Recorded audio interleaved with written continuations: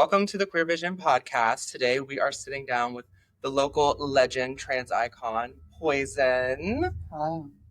And I am Koee Starr, or Koee of Connecting, one of your hosts and the co-founder of Queer Alina. This is... Hi, Becca. And... Megan. Woo! And this is the Queer Vision pod. Keep watching. Or listening. Or listening. Or doing whatever you're doing. I guess we could start with I don't know, just give us a little blurb about Poison. Poison the artist or Poison myself? I guess all facets or whatever Okay. you want to share. Well, my name is Giovanni, the person, and I am from California, Santa Ana, California. I moved to North Carolina in 2001.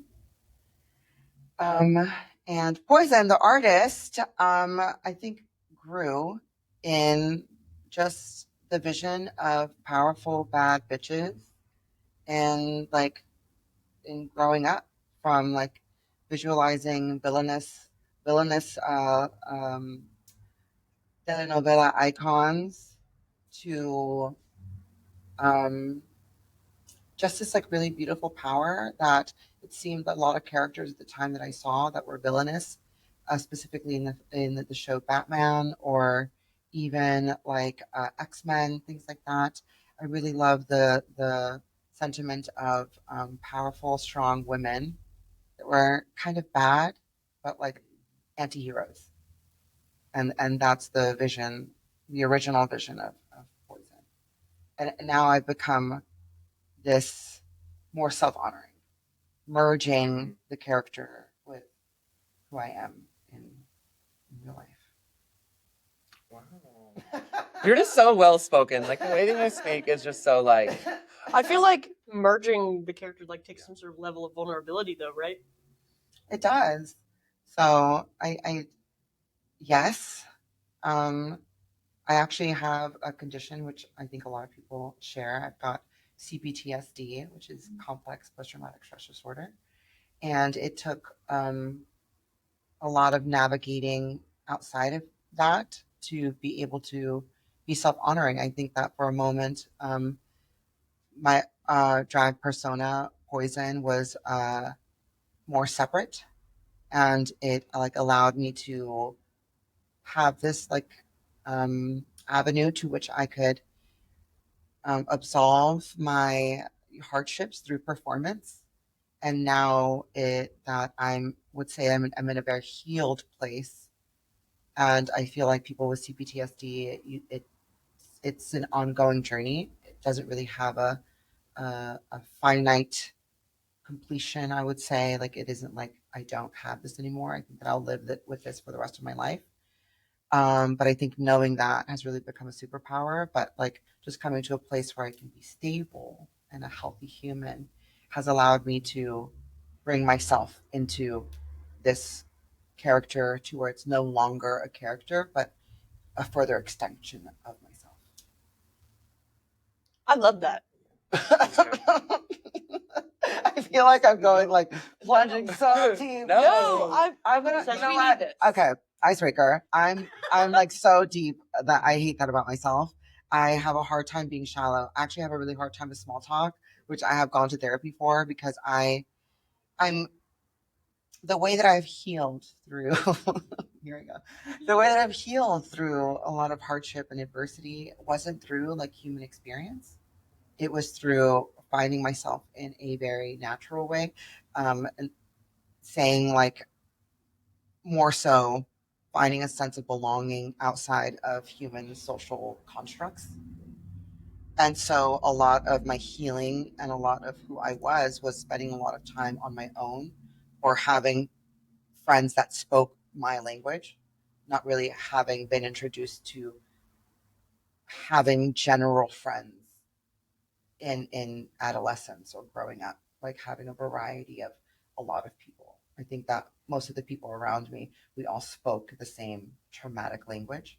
Mm-hmm. And so small talk or casual things are difficult for me because it seems like every time I open my mouth, we were plunging deep. Mm-hmm. And maybe I just am that deep person. I don't know. But yeah, I gained my first step into stability through allowing myself to understand that I'm a part of the natural world further than deeper than the social construct that we exist in now.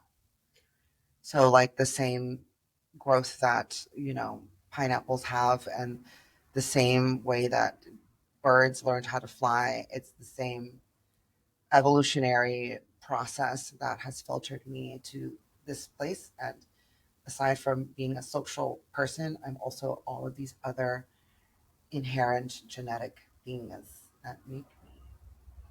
That is so powerful. And I feel like I, like, in some ways, even kind of went through that journey. And, like, there was definitely, like, a period of 2 years when I first moved here that I was, like, so, well, for lack of better words, my life was, like, crumbling. I didn't really know who I was. I was, deep in, like, addictive behaviors. It was just a really awful time. And one of the only things that I found was, like, sitting with that, spending that alone time, going out in nature, and really just being like, oh, wow, like it is so much more than just the human interaction or the human validation that we're always like chasing because society puts us in that place of like, oh, if you have this title or you have this, then like you'll be happy.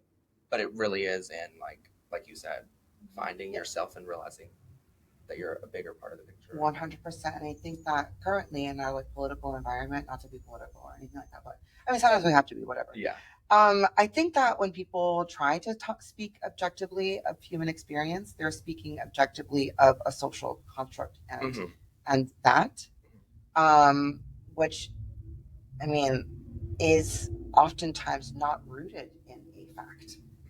And so it's, yeah. So I'm a very, like, I try to be as objective in so many different processes that I've, like, come to understand that I am definitely a human. I have, like, human flaws and human things. But, like, thinking objectively really is my savior. Yeah. Knowing that, like, with or without the support of people, that I would still exist. With or without, the deep comprehension of what it is to be myself, trans, brown, indigenous, all those things, that even if we didn't have so much intelligence and knowledge of knowing what these things are, maybe in definition or speaking of them, I would still be that. Yeah. So has that objectivity ever kind of, I don't want to say backfired, but that's not what I'm saying, but like have you ever been so objective that you feel like you're not true to yourself? Have you ever hit that world? Because I know I've felt that where it's like I'm being so objective. Yeah, definitely. I think that I think the phrase is like or there's like a dramatic saying like you can't handle the truth. It's hard sometimes, the thinking, objectively, things are. I'm an indigenous person from Mexico. My family is from Apaxingan, and it kind of hurts my heart sometimes to know that, not because of being that, or it's because I don't. So much of those people lost their culture, and lost their ability to understand themselves deeper and further into whatever social sense of belonging that was created at that time. So I do feel like a sense of like heartbreak for that, because even in Mexico, they also got conquered by Spain, things like that. So all these, ideas come in and create interesting narratives that may not have been what served people locally. Do you feel like, I know I definitely feel like a grief for like not understanding, because I'm Chinese, but I was adopted. So I don't know, like by white people. So I don't know a lot about my own culture. Do you feel like, even if you do like know a lot about your own culture, do you feel like you've still like lost a part of that? Like, do you grieve being American? Yes and no. I think my biggest grief actually is it's so generationally fucked up that it's hard for me to really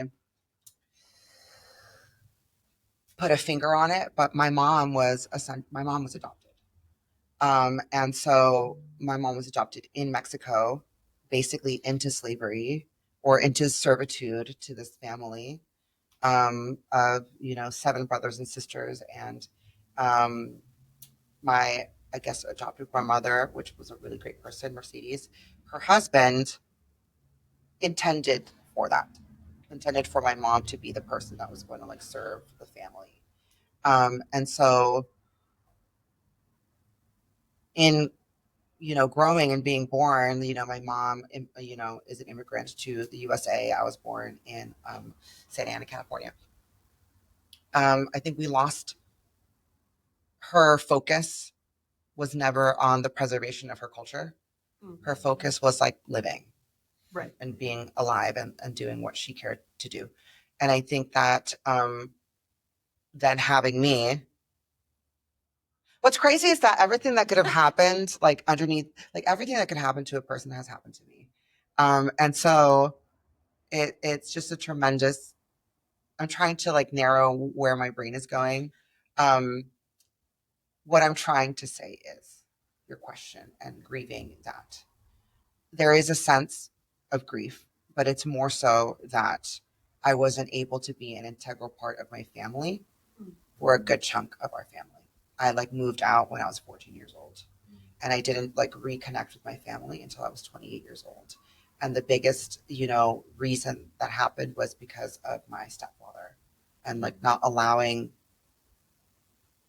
my existence with my mother and my father created this fucked up dynamism to where my dad would make my mother choose him or myself because of my transness. And so, you know, my mother obviously would always choose me. Not obviously, but sometimes people don't. My mom did choose me, but then that meant that she would lose everything that she had worked for. It means that she would lose her home. She would lose stability. She would lose all that stuff. So I left. Yeah. And I didn't, it's fucked up. My dad ended up being deported when I was about 26 years old. And it was fucked up. At that time, I had been like with my prior partner, and he was a shithead. And so, it was at the end of our relationship. It was like the end of like, what, 11 years. For the last 4 years, he had been like a heroin dependent person, and like ended up like driving his car through like a building, and through our apartment complex building. And I was just like at the end of everything. And we were like on the borderline of like being unsheltered and homeless. And so I called my dad and I was like, hey, can you come pick me up? And he was like, no, which I expected that. But he was like, no. And then I was like, great. And he was like, no, I would come pick you up. I'm being deported. Like the same day that all that shit happened, where my ex-partner drove his car through the building and all this shit happened. Like, and we ended up being evicted from where we were staying. Called my dad, and my dad was being deported. And then I was like, okay, well, I'm fucking stuck here. And I didn't want to like necessarily tell my mom what was going on with, my emotions and where I was. So I waited, and then I wasn't like part of foster care, but I had a lot of families that had to foster me because I was a child of, you know, an immigrant. And while I didn't know my father like didn't claim me, if that made sense. So like I would spend a lot of time in daycare, a lot of time with other families. Like even after moving out, I would spend time with other families, things like that. So I ended up moving, into another person's family that I knew, and so I stayed there for a little bit. Found out that they were like scamming me out of money, basically making me pay the entirety of their fucking rent. Um, the question was, No, same. do I feel that grief? No. There's plenty of other times that you could feel that. I'm saying all of that. If I could finalize it, I ended up moving back with my mom, being honest, telling her the truth. The best thing that could have happened for the relationship of my mom and I to grow was to have my father no longer be an active obstacle. And so now we are the closest we've ever been. And now I'm getting to learn that culture now. I'm getting to learn not only speaking Spanish, our indigenous language, things like that I wanted to know. So, and it was something that she had to learn as well. Because of course, when you are in adversity, it's hard to think about anything other than surviving, getting through each day. So, in summary, I think Mm-hmm. was you don't have the cultural grief, but you have a little bit of familial grief. I grieve for the culture in knowing, history. Okay. Yes, Generational trauma. and that I am Okay. that. But I also grieve for my mother's trauma. I grieve for my family trauma. But that grief has ended for myself. I still grieve for the history of our people and what has happened and the loss of this culture that I feel was important for so many people to know. Because we grow up in America and we learn American things and we don't know where we're from, and that's really difficult for a lot of people, and finding like a sense of identity. Like I remember even in high school, like because I didn't have such a strong Mexican identity, Mexican people didn't claim me. Yeah. Because I didn't have a strong Afro Latina or like any Afro influence at all. I was I'm not black, so I was included in black culture, and so yeah, it was strange because even my even my accent sometimes or my adaptation or things like that are not well received even in the current times, because there are people who are like, well, you sound like A, B, C, and D and you're not that. Like I've been accused of it sounding like black, or I've been accused of sounding like white or sounding in any type of format, but it's like I didn't really have anything. On the real, you sound like a Californian I do. Yeah. Yeah, I do. Yeah. Okay, period. I I also like think that is so like it's such a hard like thing, especially when I don't know, when you're not really connected to a lot of your culture growing up, like you said, like I don't know, just being able to not be able like God, I can't speak. Being like that outsider and feeling that kind of feeling. And I didn't have the people, yeah, but I definitely had a spiritual connection. yeah. And that actually formed itself like through dance. Like so whenever I would dance or whenever I felt like music or things like that, I was like, there's something in here that is above me. That I was like, this is a celestial force. This is not me. Even when I like imagine like closing my eyes and going into that format, I can see like this big access of like energy that's like, this is not mine. So I did have a connection to whatever ancestral things are, or whatever this, therapy and not therapy, celestial connection thing is. What I wanted to say was I've said that to my therapist before, and she was like, we need to further like process that. Because what I said was, I feel like I'm connected to like a celestial force. Makes me feel like, I have so many ancestors like that are supporting me behind me, or something of that nature that makes me feel very goddess-like. But only in that sentiment, only through performance and dance. It's not like I feel goddess-like without it. Dance is your favorite outlet for like artistic expression? I don't know that it's my favorite. I think it's inherent. Okay, it's just a part of you. It just is. Intrinsically. Period. Gotcha. So is that like your main way of keeping the culture alive in yourself now that you've created that bond again with your family, or do you now have other ways that you grow in the cultural field? I think that I don't have such a big focus on the cultural component, but I think that being a happy, joyous trans person who is brown and unshakable is enough. Yeah. And I love like not to circle back to like the whole art piece and like being above you. That's something that I literally talk about. I'm gonna talk about it again every we need to get podcast. sponsored. Have you ever read Big Magic by Elizabeth Gilbert? No. You should. Apparently you need to. But I mean, you already have the idea, so it's just going to be like reinforcing. Honestly, you'll read it and you'll be like, yeah, I know. Yeah, from everything that you just said. She just tells stories about what you just said. Like one of the stories is this lady who writes like a poem, and she says that she heard the poem in the wind and she chased after it and had to like grab the poem just to write it down before it like flew away from her. Because the creativity and the energy of like art is outside of us, and if you are you're a conduit for the art that's already existing. I don't know a better way to put that. Like I think that our like society. So the biggest thing for myself, that my partner says, is like, he's like, it's just really good for you that you believe in yourself, and I really don't. I don't have like a strong self belief that I can do things. But I like our show, the doll domination. I saw it in a dream. Mhm. Like I dreamt about it, I felt it, and I was like, this is going to happen. And I didn't have the belief or confidence that I could do it. And that lack of belief and confidence comes just from our American social structure. Mhm. But then I just like tell myself like that's what it is. Mhm. If you have a lack of belief in this, it's your American social structure. So just go through the motions, even though you don't believe it. Yeah. And so I just go through the motions. And that has been a tremendous superpower. Mhm. Like whenever I feel like I can't do this or I don't believe in it or like it you know, oppression is real. Mhm. And to a person like myself, it can be very deep rooted to a point where I can't like, you know, um, distinguish an unconscious bias in Mhm. people. Yeah. Or if I'm not like self-oppressing, Mhm. you know what I mean? So, but what I do know is that I know how to feel it Mhm. and then do it regardless. Mhm. Yes. So like, yeah. So I see a dream, have an energy, feel it.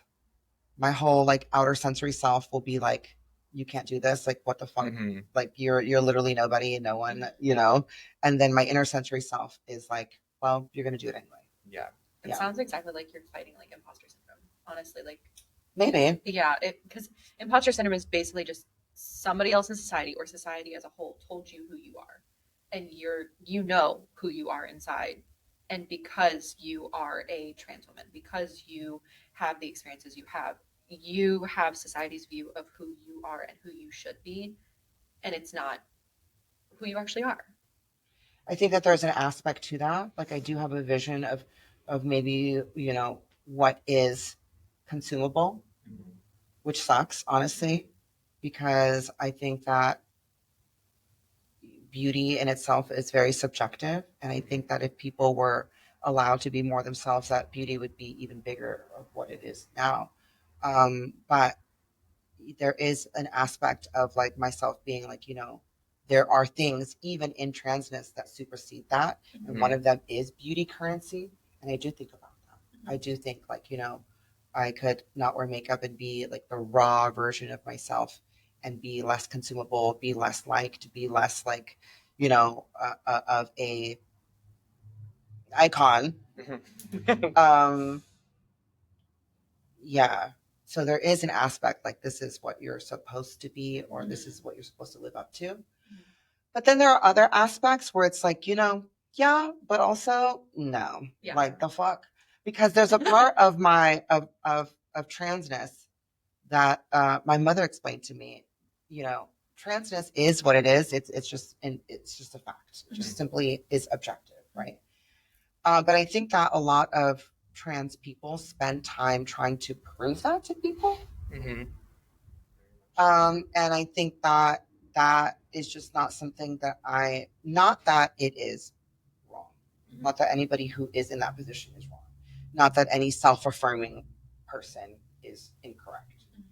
What I will say that my journey, you know, I've always respected visibility. Mhm. And that's why I would never like take a big action into changing so much of myself. Like I'm never going to have like body self-affirming like surgeries or things like that. I also feel like I'm saying that in a privileged sense because there's an aspect of like consumable beauty that I know that I do hold. Maybe if I was in a different place, I would say something different. Um, but yeah, for myself, it was really important to be visibly trans. Yes, identifiably trans, actually. Yeah. I think something too that like is so beautiful about you and like circling back to like, you know, those aspects that are like what you're expected of and also like the parts that are just like raw in you. And I think you do that so beautifully, like showing that duality. Because like on your Instagram you can see there's like photos of you more raw and more just you. And not to say this isn't you, but it's like living in that duality can be so powerful, you know? I Like also feel like the world is abundant. yeah, I can exactly. be like a, you know, makeup is only one part of our existence, Mhm. and that's its own thing. When I exist with no makeup on it, that's its own thing. Yeah. I think that I like to play into, you know what? If you learn anything from me today, time and a place. Yeah. I love that phrase. Mhm. I love the sentiment of time and a place. Mhm.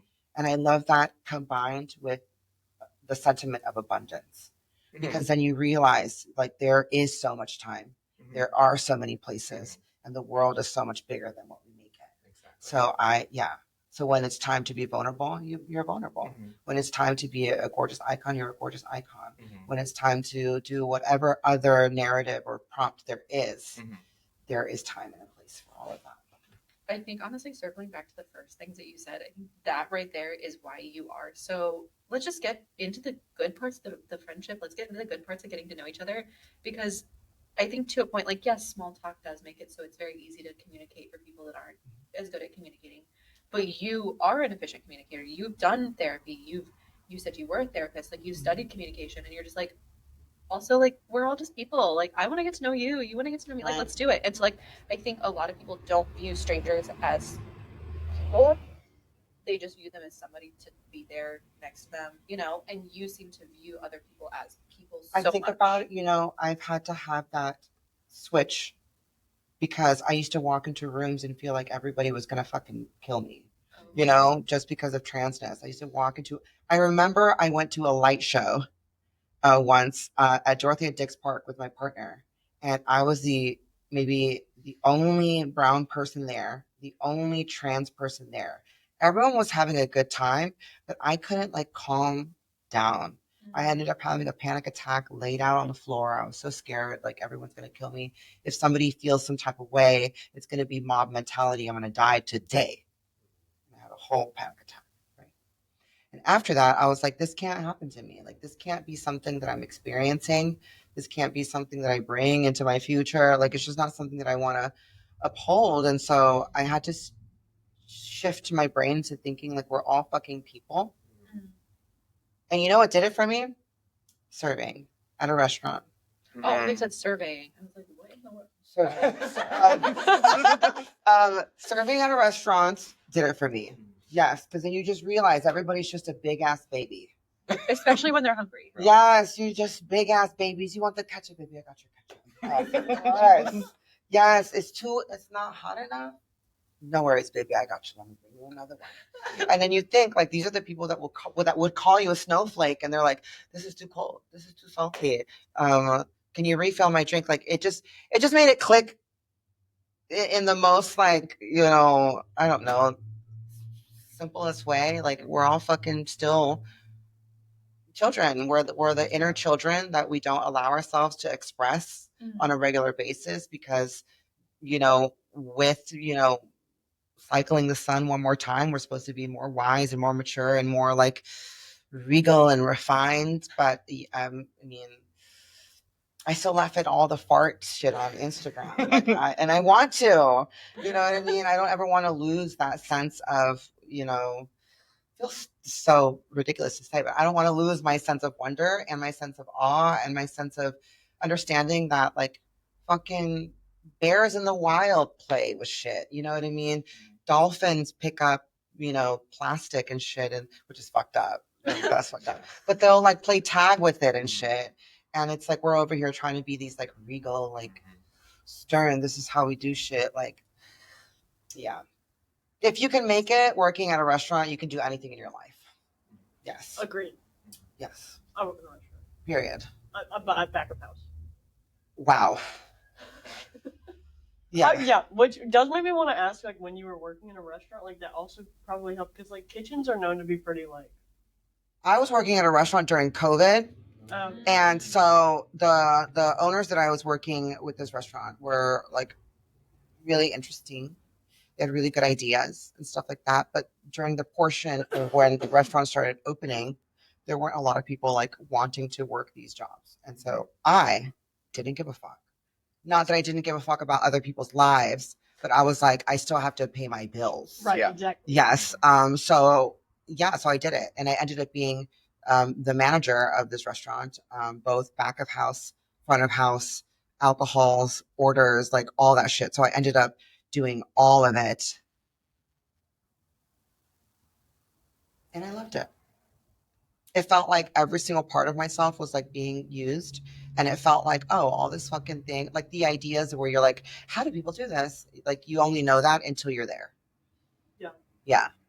And I also like, There's something so human about it. You're feeding Right. Here's Well, what we're just feeding people where it's like the food has to be good. There's quality control. It has to be at a certain time. You do have to have a certain table side manner. Like if you want to make money from it and you want to get good tips, I feel like restaurants don't do this enough. But when I was, training people on how to work, I also taught them table side manner and how to increase the gratuity. Like don't refill this, and this. And it was just all part of a human experience because of how it felt, to be served. Yeah. It made a big difference. So yeah, that it changed my perspective a lot on how I view people. And I think that I walk into most spaces feeling like you're just a baby. And I have an incredible maternal instinct. And so I'm just like, you're just a baby, and what do you need, baby?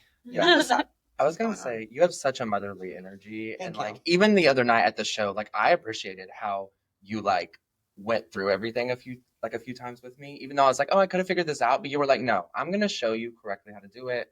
I'm gonna make sure you got your bearings instead of just like running off. Right. And I think some people in like every career field they don't really give people a guide, you know? And I think that we all should be like not necessarily always just like giving out a guide to everybody, but help others where you can.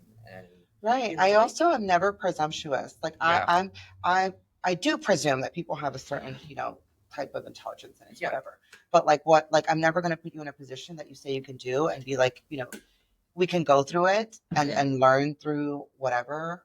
But like I care for a good sense of security. Yeah. And I think that it's courteous to be like, this is how we can make things easier. And you do it in like such a good way too, like not in because there's a way to do that wrong, where it's like, oh, you don't know how to do anything. Like, but yeah. But that would be presumptuous. Yeah, exactly. But I think because you're a person that like understands yourself as a human outside of social norms, that would like remove judgment.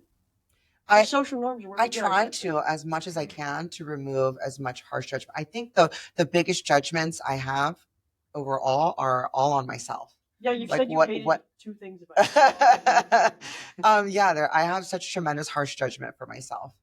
But you know what? I feel like once you get to a healthy place of, again, CPTSD, it's a superpower. You overcoming these things that can be triggering on a regular basis and gaining strength and stability and knowing like this may be something that might hurt me.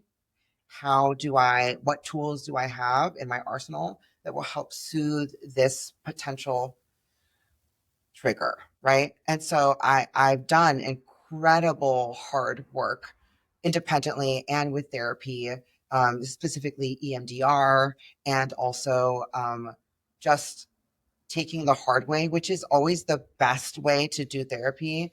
The best way to go through therapy is whatever obstacle is in front of you, go at that directly.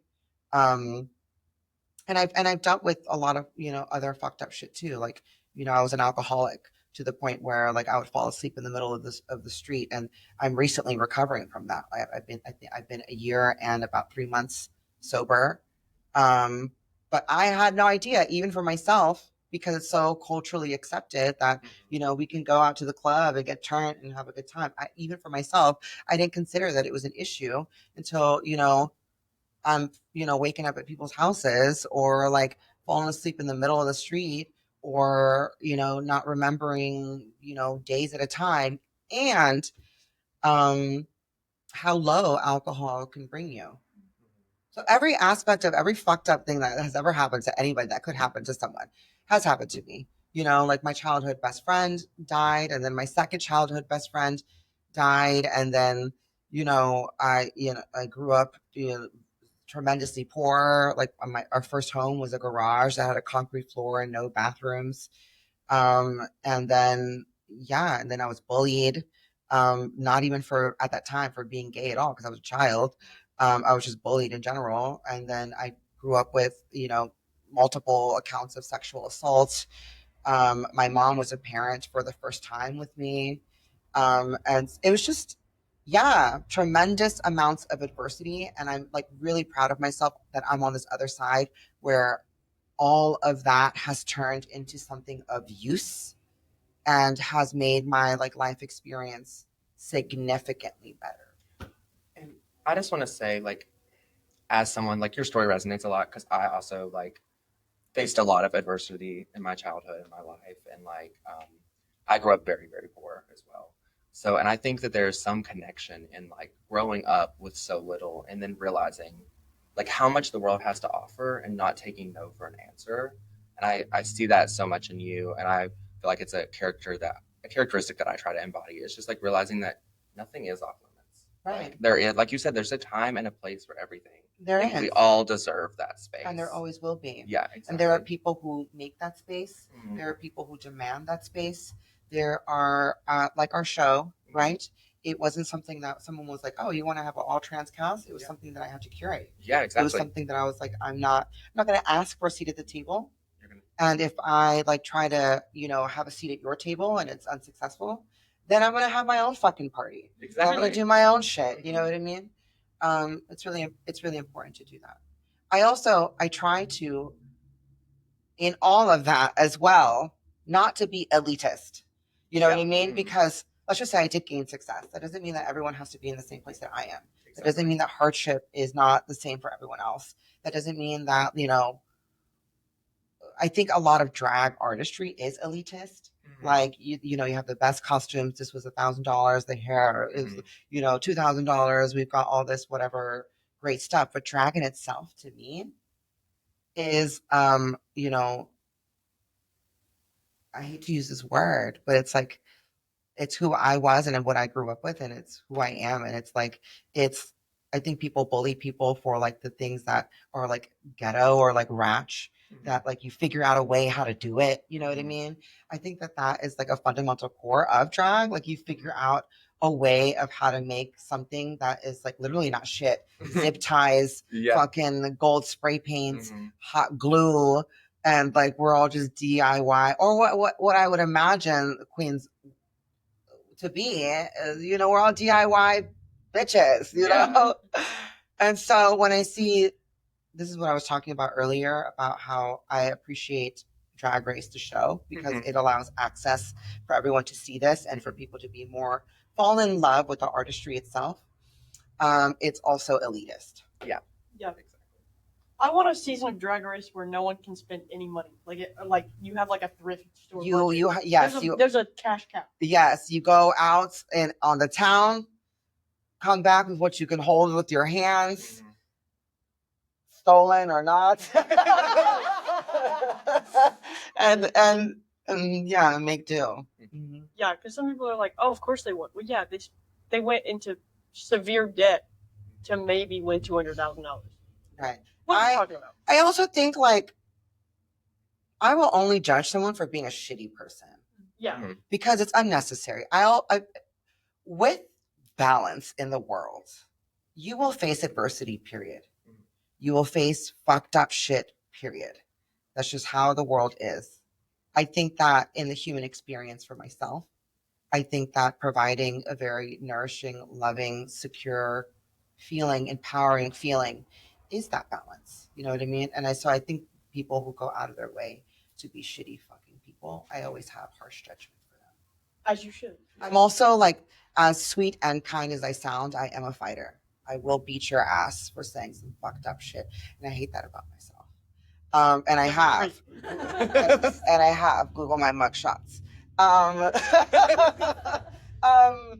Yeah, I don't think that when people meet you with hostility and aggression, I don't think that it's that you owe anybody to sit there and give them a good ear and hear them out and think it through. No, Yeah. no You feel me? Especially Absolutely. when it's intentful. Mhm. Yeah. Can I have So- a little mini you on my shoulder? Yes. Just You right don't, here. you don't want it. I do. I do. She's like, no, please. I really do. I don't think It's you know going to how be a lot of moments like have the Taco Bell and beat their ass. I think I need to hear that. I need both of those things. No, and I think that's also like so powerful too. Is just like obviously there is strength in like being able to hear someone and like bridge a gap, but at the same time, that's not always appropriate. Sometimes you do gotta fight.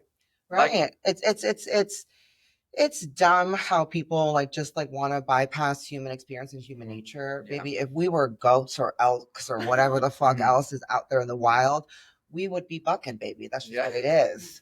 You feel me? So I don't feel like your first instinct should be beat somebody's ass, right? Yeah. Baby, when you go there and it's criminal, why do I owe you something that's not? Yeah. Once again, Valid. time and place. I feel You like need you've work. had so many quotes that have just popped up here. Like I'm just thinking of transcribing this and highlighting every single Yeah, thing. I'm just thinking about how this is gonna look in the magazine. I'm All so of your excited. photos in big fonts. 7-page spread, you know. Yeah, I also think that people who feel like, oh, you shouldn't stoop to their level, you shouldn't do this. Baby, I'm not stooping to their level. I'm showing them the level. I'm showing them the bar. I'm showing them this is not where you need to be. You're coming up, okay, after this little situation, whether we were bucking or not.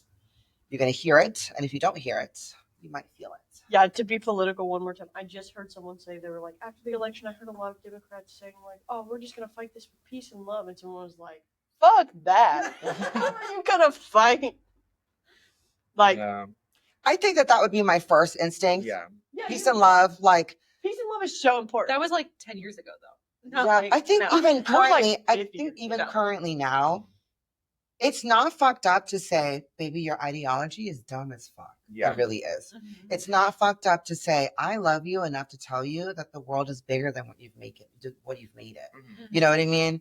It sounds like harsh, but it's only an objective statement. You've made this world so small. Little. Mhm. The world is so much bigger than what you could ever imagine. And whenever you get to that point that you could imagine, it's bigger than that. And once you get to that point, it's bigger than that. So if we're going to be anything, be for fucking real. You feel me? With yourself and everyone around you. We Amen. definitely need No. Yeah. That and If you're gonna literally- be anything, be for fucking real. Yeah. I need like a poison line that's just Can we make that happen? I'll volunteer my time. I don't have, but I'll do it anyway. We should probably ask the normal queer line of questions, though, right? Like, yeah. How long has it been? I don't know. Are you saying we need to do the food questions? No, not the food questions. Oh. I was gonna say, because you said you moved from California to North Carolina Mhm. in 2001. Mhm. What? Against my will. When you were like 10, right? Yes. But you said you got bullied as a child, but you didn't like know you were queer at all as a child.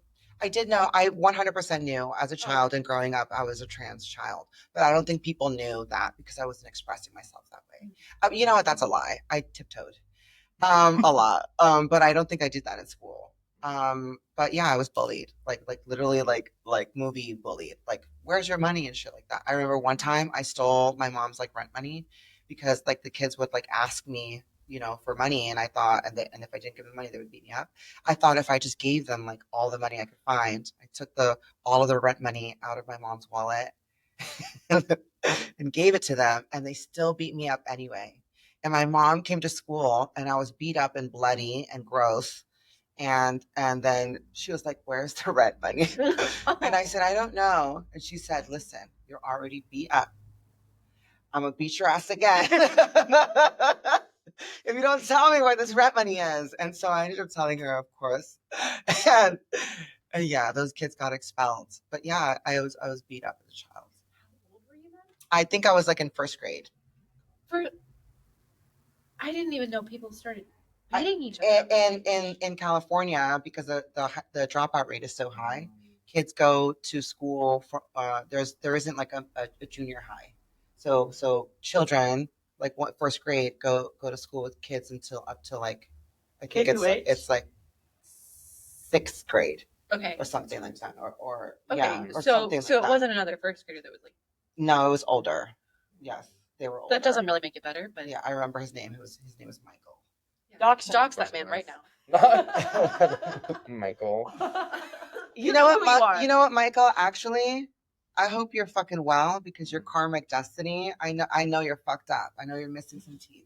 You're probably not here with us right now, but You might not even be here. That definitely isn't watching this. My mom's a kindergarten assistant. She always looks people up. She's found some mugshots. Yeah. It's exactly who you think the mug from kindergarten. You know who's gonna have a mugshot. right. Really? I don't remember kindergarten, so I can't. Real. If you're a terrible kindergartner, Mhm. 20 years later, look at what they have a mugshot. I guarantee it. Anyways, I had a conversation earlier with a person that I call my mom. Her name is Maria Elena. She used to care for me when my mom was at work, and she was like a really big part, integral part of my family at that time. In childhood, she cared for me. But we were talking recently on Valentine's Day, actually, about how she like has this vivid memory, or was having this vivid memory of the look I gave her once of like fear when my kindergarten teacher had like called her and told her that I had peed my pants. And so I had peed my pants, and I was like, oh my God, I peed my pants. So I was sitting in this corner away from everybody else. And it was like, genuinely, I can remember the first time that I was like, oh, well, I'm different than everybody else. I peed my pants. It was the first feeling that I had of like being like separate from everyone else. But then seeing her, she was telling me that I had this like look in my eye of like fear, like she would be upset with me or something. And then she was like, I don't know why you had that like fear, or you were just scared that I was going to be like mean to you, but I wasn't. I was like loving to you, and I was like, yeah, will get you changed. And instead of taking you home with me, what I did was I brought you clothes, and I changed you out in clothes, and I let you be there, so you could be there with everybody and just like be in that moment and not feel like this is a moment where you peed your pants and now you have to be separate from everybody else.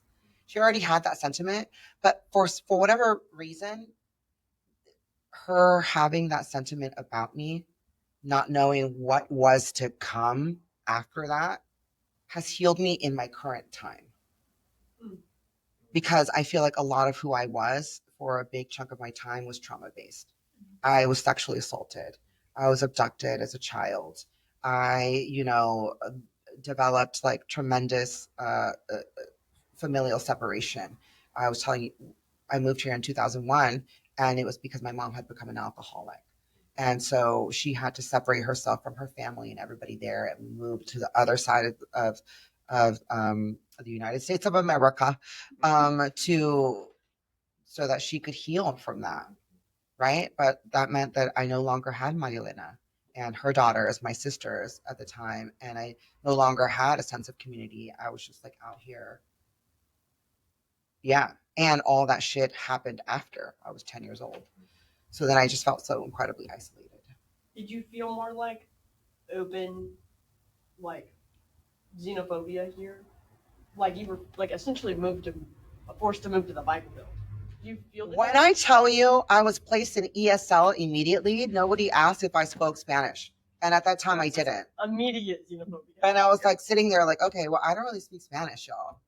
Yeah, my mom looks Latina or whatever. Like, she doesn't really like speak Spanish like that. She's an indigenous woman. Like we don't speak Spanish. But I was there in ESL.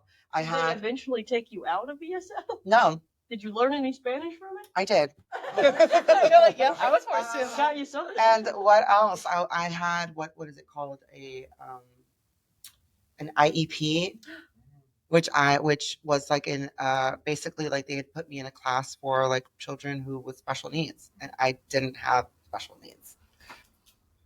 The North Carolina education. And so I had excelled it, and then in like middle school I ended up being top 100 students in America. Oh, good for you. Mm-hmm. That's what makes so crazy, because people who need IEPs struggle so hard to get an IEP. So the fact that you didn't need one, and they were like, oh yeah, it was racist. Yeah, it was racist. It was like you're brown or you're black, and so you have an IEP. There's something wrong with you already. You know what I mean? And it's called an individualized education plan, because it's like a way for public school systems to control what you can and cannot do. Like it's like they individualized education plan. So like we're gonna give you this time for you to build these things, when in reality it's just pulling away from your full capacity. Mm-hmm. No one is catering to you and saying this is where you excel at. There's no like test at that time where you're gonna go, whatever. There wasn't. I just was placed there. You know what I mean? And then after that, after the IEP, you're already behind everybody else because you're not in the same course and everything. And they try to like give you the quiz again, and you're like, oh, you're still behind. well, duh. I never learned this shit in the first place. Can we just shake them? Let's go back in time and shake them.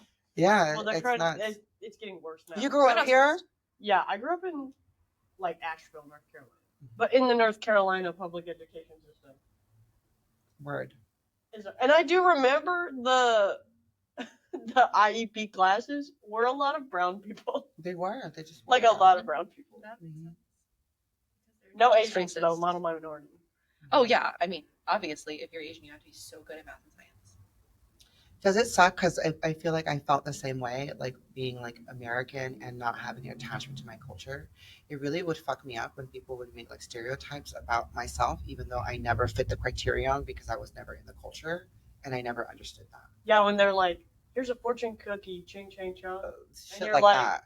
And I'm like, okay, yeah, thank you. Okay, cute, very, very not funny. But I'm also not even that. Yeah, I don't. It's like if I went to a Chinese person and was like, "Hey, well, they're bullying me. Can I join you?" They'd be like, No, "No, because you're you not. don't speak Mandarin." It's weird because that's what it is. Culturally, it's like you grow up like without that like strong sense of identity. For Yeah. myself, I grew up that way too. Yeah. Like I was brown and Mexican and these things, but I didn't grow up in like brown culture. Yeah. Like with Mexican people learning Mexican things. And even if let's just say that I did, my trauma was so intense that I wouldn't even remember it. Yeah. Actually, I developed dissociative identity disorder. My trauma was so bad. Like I would forget how to get home. I would forget my own name. I would forget my partner that would be sitting right next to me. And it took 2.5 years for me to gain stability and not go into memory lapses. Because my brain would be like, okay, you can't do this because your emotions can't do this. So we have another bitch who can. And I would be someone else entirely. Yeah. I was going to say it was remarkable that you are able now, at least, to like remember all these little bits and pieces. That's what's amazing about DID is that your brain doesn't like erase it. Mhm. It just like puts it, it compartmentalizes it. Once you get to a place of healing, it starts like unlocking boxes slowly. Like it's like, oh, this is back. Like, because now you can handle it. And it's like, these things are back. You know what I mean? As I'm saying that, like the truck that rode by the sound, this is fucked up. This is some fucked up shit. My stepdad, he had a brother or something like that. He was my uncle, Elias. I remember that truck sound reminded me of this. This is so fucked up. I'm about to say it out loud because I've gone through fucked up shit.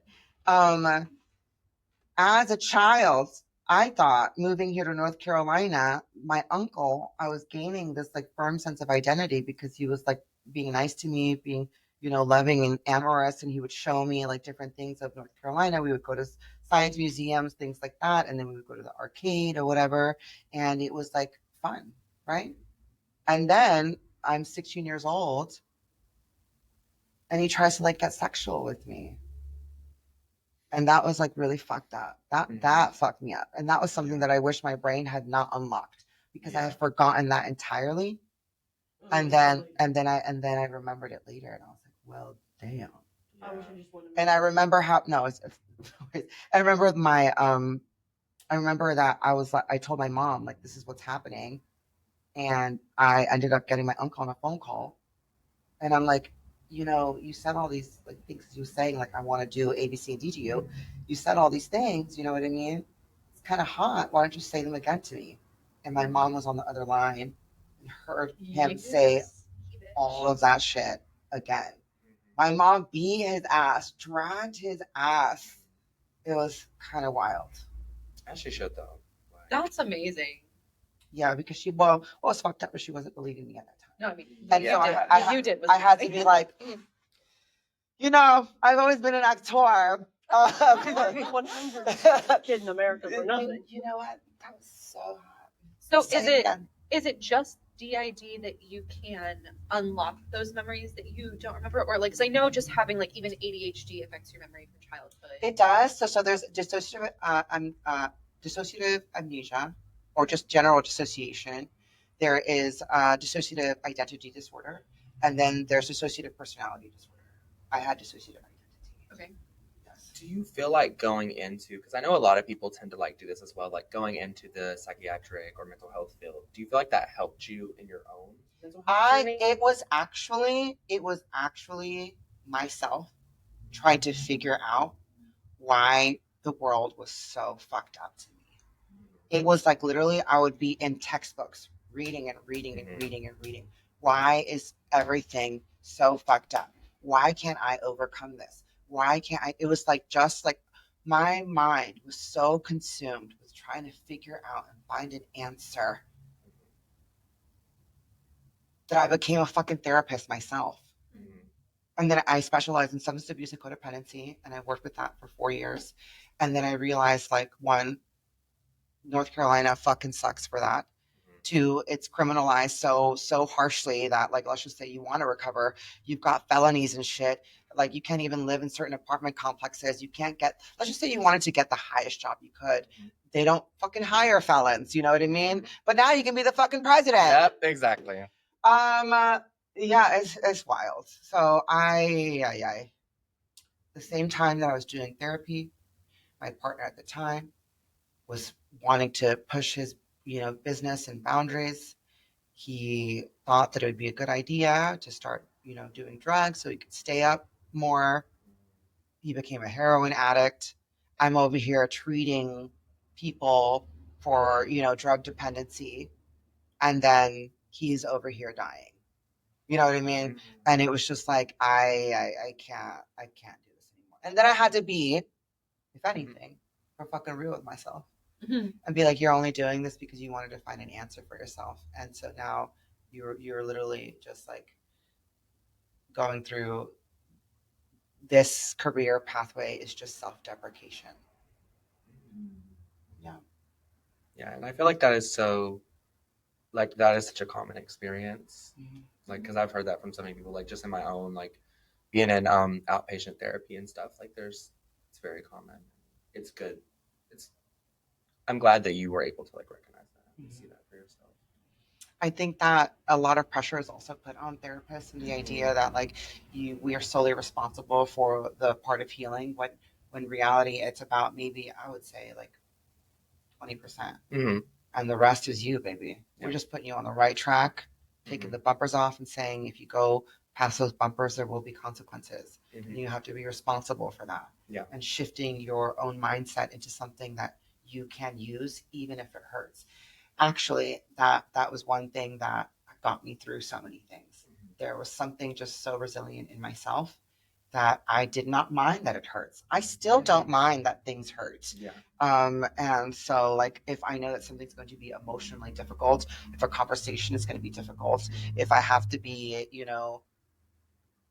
honest to the fullest capacity, or if I have to face something that I don't necessarily care to, I am fully okay with not minding that it might not be nice. So you've said a lot of things that you don't like about yourself. Now you've mentioned one thing that you do like about yourself. Yes. What is your favorite thing about yourself? Or the thing that you're most proud of, something like that? Favorite thing about myself is my gentleness. I think gentleness is not, like, seen enough of a, like, tremendous quality. I think that I have this ability to hone in on gentleness. That is my superpower and my favorite thing about myself. Like, I currently work at this place, and sometimes there'll be, like, children around and families and all this stuff or whatever, and I'm always that person that's, like, willing to get down at, like, eye level and be, like, gentle, specifically when it comes to, like, kids and stuff like that. They're like, in our current time, like, 8-year-olds are trying to buy, like, eye cream and shit like that. And so it feels like very, like, I'm just like, baby, you want eye cream? For what? Your eyes? To be hydrated? Or because of what? And then I try to, like, really navigate that with them and be like, well, we have it. You don't need it, but we have it. And also, how much money do you have? Yeah, you can't even afford it. I'm just kidding. That's a joke. I care to be gentle, and so there have been moments also where like parents are like panicking in our store, and I'm like, hey, do you mind if I just help you out with your children? And I'll have one child in hand, and then I'll be like putting eyeshadow on someone else, and they'll be like, whose baby is that? And I'm like, oh, it's I don't know whose baby this is. But I have permission, I promise. And I'll be holding on to someone's baby while doing someone else's makeup. The other day there was this girl and I honestly I love this woman, whoever she is. She was from Ghana. She very much grew up the way that I grew up. And so her kids, or whoever's kids she had, she was just like, do what you need to do and you will learn, what's up in this world. So this little girl wanted to try this plumping lip gloss, and she kept telling her, you don't want to try the plumping lip gloss, right? And so the girl was like, I want to. So she was like, okay, well, try it. Put it on. And she put the lip gloss on. It was plumping, and if you never tried a plumping gloss, it feels like spicy and cold, and like it's an uncomfortable feeling for a grown-ass person. So for a child, I would imagine it was scary. So she starts like immediately crying and like is like just having a fit. And so I identified it. I was helping her mom out with makeup stuff, and I kind of let it be for a singular moment because I was like, she done told you, baby, and this is what you did. But then there was like this like sentiment of like, okay, it's enough. So I got her some like makeup wipes and like made sure they were clean, cruelty-free, and vegan. And to get, the lip balm off, and she had makeup all over her face, and I was looking at her, and I just appreciate the sentiment of gentleness. A lot of my own healing came from healing my own child, going back in time and being like, if I was your parent, I would have given you A, B, C, and D. And so I think the best quality that I have is my gentleness. What am I most proud of? My unshakable authenticity. It's not even something that I try to do. It just is. And I oftentimes feel like it won't show up for me, and it always does. I always second guess myself that it might not show up, that my audacity will not show up, that this will be the day that it fails me, and it never has. I have like just unshakable authenticity. I love that. Yeah. I feel like you embody, I think it's like a Walt Whitman quote that says like, be curious, not judgmental. Yeah. Because like even you talking to the children, it's just like, instead of, you could be like, well, you don't need that lip. Unless I'm in a position of being a judge, then I am. Okay. But at least you give good critiques. But Because I am. like with gentleness. A lot of it. Oh yeah, with gentleness, of course. Gentleness comes from I feel like, curiosity. you know what? I feel like oftentimes, because I also am on a panel of judges. So I did the first season of Ballroom Battle. That's a local drag competition. And I will be in season 2, which is coming up.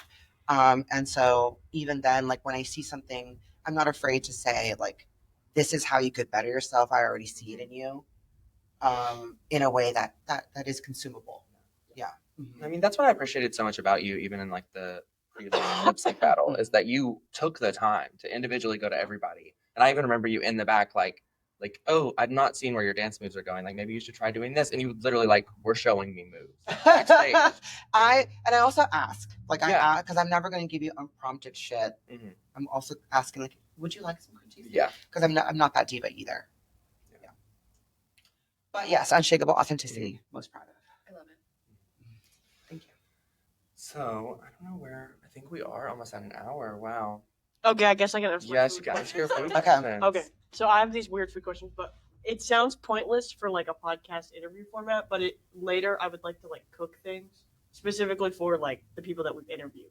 So Period. first question is, what's your favorite meal? Anything that won't kill me. So you loved it. You loved Anything that won't kill me. I lie to myself. I'm going to be honest. I lie to myself and say that I'm vegan. And I try. I try the hard. That's so Flexitarian. I try as hard as I can. Right now, Taco Bell is on the mind. So I am mostly, I can't say vegan. I can't say mostly vegan because Flexitarian. it doesn't, she's flexible. Yeah. Yes. Yeah. So I will literally eat anything that doesn't kill me. What would I not be into? Extinct animals. I would not be into like it's hard for me to eat like, you know, animals. Not because I'm not against eating animals, but because I don't feel the way that we do it in America is sustainable. It's not. Right. Yeah. So that's another thing for me. But Okay, Yes. so if I were to make you something like Taco Bell, what's your go-to Taco Bell order? And I could buy the fucking Beyond Meat or the organic shit. I'm so basic when it comes to Taco Bell that it's literally the number one regular. It's the crunchy tacos regular. Because No Doritos Locos? I don't need all that. Okay. No, I need it to be regular. Regular Yes, crunchy tacos. and a large Pepsi because we're not doing Coke anymore. We're not doing Coke anymore. And sometimes the nacho fries. The nacho fries. Love They are nacho so good. fries. Okay, but then the second question is, what's your favorite way to eat a potato? Not nacho fries. Let me think. Well, interesting. I think gnocchi. Oh, that's the That- most interesting answer Yeah, you've had. that's Yeah. a great answer. That was a first for sure. Gnocchi is the best. Yeah, because I think that it can be prepared so many like the obviously potato, but now you've got it in like a Pesto. or in like a in whatever. Yeah. Do you have a favorite pasta sauce to go in your gnocchi? I make my own vegan cheese out of cashews. Oh, I've So heard it's good like things. vegan cheese out of cashews, and I like to add vegetable bouillon and spinach, and that's just always a really good, That sounds really good. juicy. It's cheesy, You blend juicy. I blend it, yes, Yeah. blended it, pureed it, and then you kind of cook it together. Yeah, delicious. Do you buy gnocchi or do you make your gnocchi? I typically make my gnocchi, but I'll buy a gnocchi. How many times can we say gnocchi in one? Gnocchi. Gnocchi. I also That do was love sad. potato tacos, but like the Mexican way, like where you like make mashed potatoes and they mash it with cotija cheese and onions, and because actually a lot of Mexican food like from Mexico is vegetarian or vegan because they don't really eat meat like that. So a lot of it is So you roll up the tortilla with the mashed potato, and it's a mixture of mashed potato, onions, and cotija cheese. In America, I think we use Parmesan cheese. Cotija is And better. then we wrap it, fry it like a taquito, so Oh. that so it gets like crispy and the inside is like chewy, and then you bite it, and it's like a mashed potato taco with that little crispiness of onion.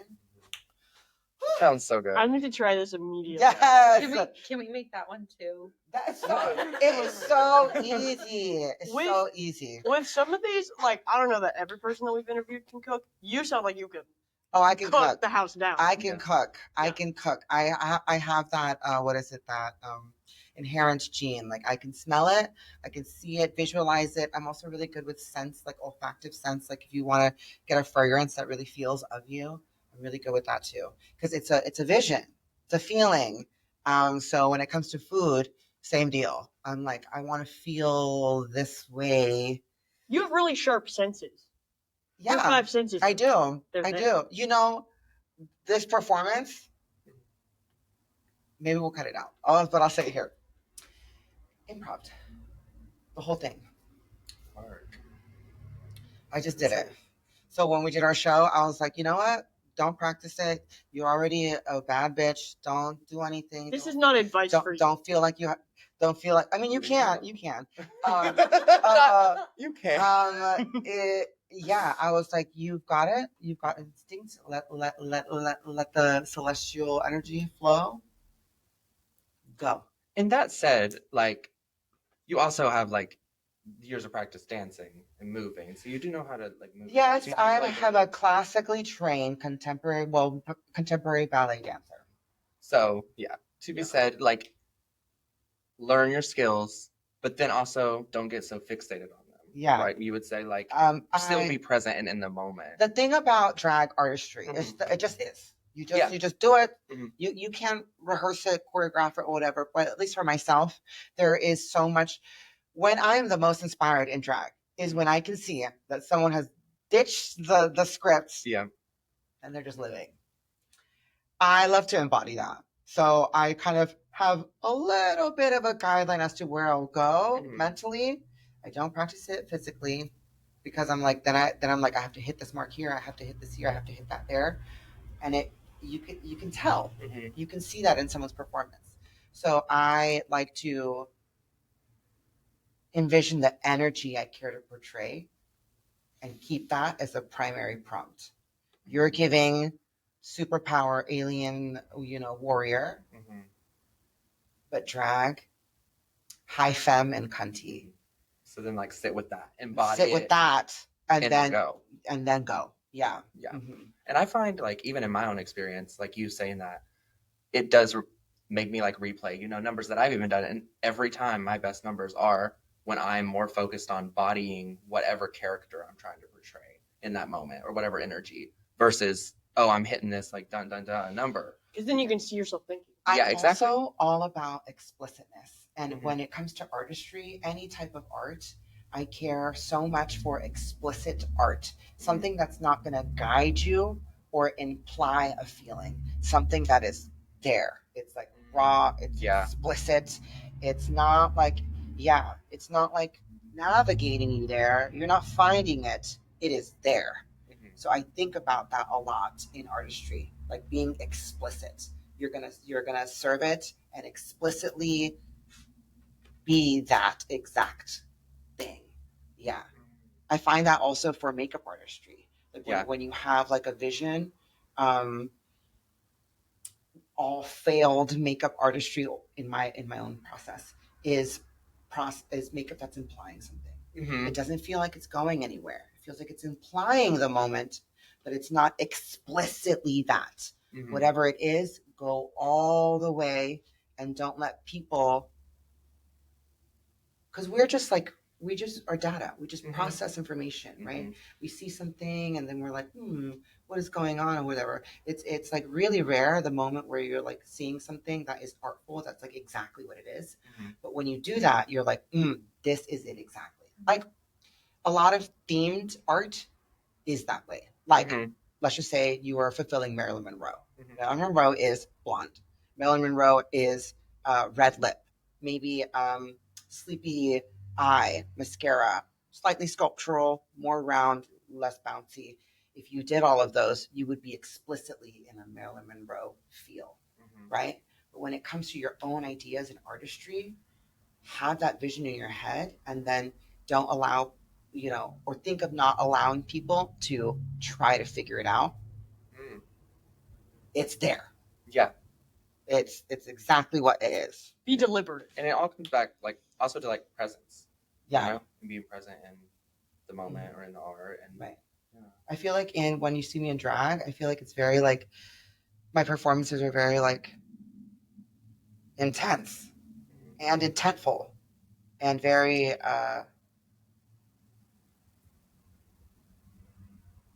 almost like superhuman, like superpower. Like I do pull a lot from like villainous, like I said, villainous women and maybe like X-Men and things like that. Maybe slightly video gamey. I love things like that, but I think that it gives that. So you're like a bit of a nerd? Secret nerd? I am a nerd. Actually, what do you think would be the most nerdiest thing about me? I'm about to shock the shit out of you, actually. I don't know, the X-Men drop was like pretty shocking. Really? You're not ready. You're not like, ready for what everyone knows X-Men though. A lot of feminine people don't like X-Men though. What? Mystique, hello. Yeah, I love Well, you're a nerd, I know that about you. Yeah. I am obsessed with Yu-Gi-Oh! Like Yu-Gi-Oh! The meta game. Okay, that makes sense. Like I quite literally I quite literally please shut up. I remember Yu-Gi-Oh! How do you not even remember Yu-Gi-Oh? Sounds familiar. Really big though. I am so obsessed with Yu-Gi-Oh! I own about $40,000 worth of Yu-Gi-Oh! Cards. I currently. And where's your address? You will never know. It's also insured, so don't play with me. So I think I have some in my car right now. I'm prepared. I'm ready to do. Yeah, I'm ready. I am obsessed. So you know how to play the game? Oh yes, and meta. Like when I tell you, like yes, any locals or whatever, I'm taking it. Yes, So how will people find you if they want to play Yu-Gi-Oh? You can find me on my social media on Instagram, poison_far from good. Just message me Yu-Gi-Oh! And we will be forever bonded. I need like a Yu-Gi-Oh! Drag battle. Like you and drag and someone else and just battling. Don't fucking play with me. Also, can you tell me when you do that? Yes, and I'll try my best to make a first turn knockout or one first turn OTK. What's OTK? One turn knockout, first turn knockout, FTK. That's what we shoot for, FTK. First turn knockout, so that you don't sit there for an hour. Okay, but like you know how many people would. Yes, It's in my fun to- regalia. It's fun to watch. We should do a tournament, drag Yu-Gi-Oh tournament. That would be cunty. We could probably Or host a it here because there's like cosplay, game plays. a cosplay Yu-Gi-Oh tournament. What game plays? There's on Third Street, on that side of the street, on the left hand side, like if you're going to go straight to the left. No, I don't. Big Boy Games, something games. I don't know. It's if you search games, game store, We'll Third figure it. Street. Period. Okay. My friend and I, It's so really good. my It's really Yu-Gi-Oh friend Jacob, we try to find places like that. Yeah, they And- have yeah. like games and stuff there, and they'll actually be sitting in there like playing. Some like, places are like Yu-Gi-Oh certified, so they give you the OTS packs, which are like the actual tournament packs that you win when you win a tournament. So I would love that because I want to take them all. It's called Big Boy Gaming. Oh, Okay. okay. Yeah. I think I was close. So No, it's I've heard really good things from them. I'm not like into that world very much, but like from everybody that I know that has gone there, they've enjoyed it. period. You need to get Also, into it. Yu-Gi-Oh! I think the full season or the full thing is on Netflix. I just watch it. It's actually a really good anime as well. I would also say I am a science documentary nerd.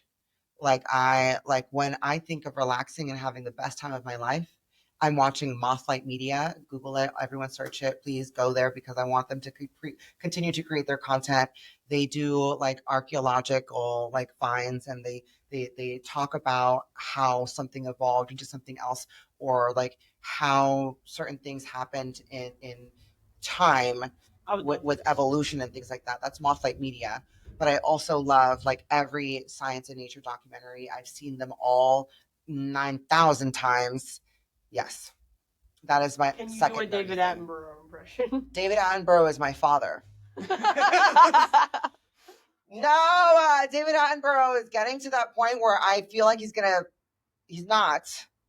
I feel like he may not be here with us, and I know I'm gonna have a full. It's not. I'm gonna be very hurt. David Attenborough, you're my father. Somebody needs to get a David Attenborough cameo right now for this. Please. Bitch. Oh my goodness. I love him so much. All of his work, everything that he's done for the world, all of his advocacy. I would have never been able to experience the world and self-love like I do without David Attenborough. You're so good at a speech, bitch. Like the way that you can do. Can I live? Well, on that note, Just breathe, it's okay. is Wait, people can find you at poison_. Far from good. Yes. Far from good. So that tells you I need to follow you on Instagram. I don't Please think do. Please do. It's very grown, so you'll see some grown things. But you know what? You got to learn somehow, baby, okay? Is there any other burning questions? Anything? I don't think so. I mean, I have burning questions for after we turn the cameras off. Okay, work.